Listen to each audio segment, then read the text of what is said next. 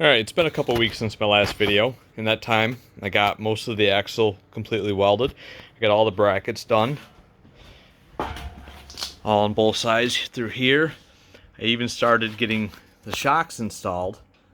I found these short stroke shocks that work out pretty good. They're a little bit longer than I'd like them to be, so the bracket hangs down just a little bit, but there's still quite a bit of clearance there. This one is completely installed. I just need to clean the bracket up and tack weld that in place. And then I'm going to take the axle back out and paint it. I was able to weld in a pipe on the underside of the U-channel to stiffen that axle up. I plug welded it on all three sides and stitch welded the bottom. You can see some of the plug welds here. I also started to make the links with heim joints. So these plastic bushings, they were never going to work. They just bind. This will prevent any kind of binding. This is just one I did for testing. So I'll finish welding those and make the other two links. And the correct spacers for these are at the machine shop. I should have them back pretty soon.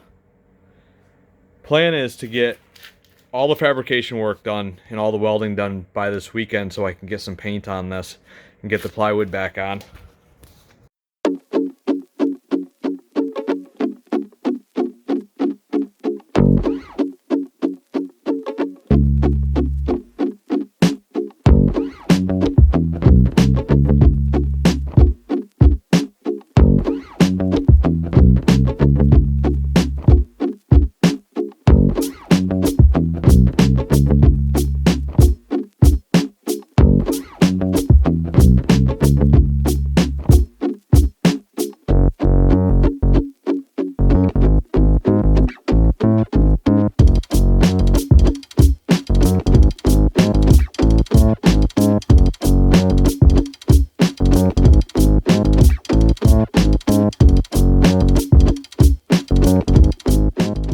So this piece right here is actually the channel that the leaf springs would have sat in.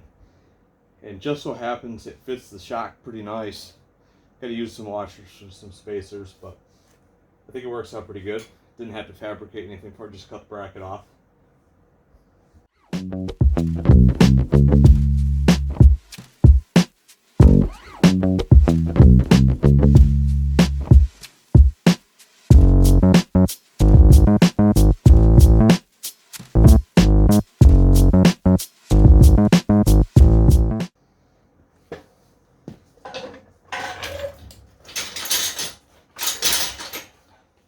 Having both of these on here really stops this thing from bouncing. Nothing's tight yet, and I'm gonna get them welded in. But I'm thinking that's gonna be pretty good. I think I'm gonna take this other channel iron that came from that leaf spring, or the track to the leaf spring, and cut this down and weld it between these two right here, just to give it a little bit more support. Really the only thing left to weld will be the links, the upper link brackets, and the brackets for the top of the bags. And then I should be able to start painting this.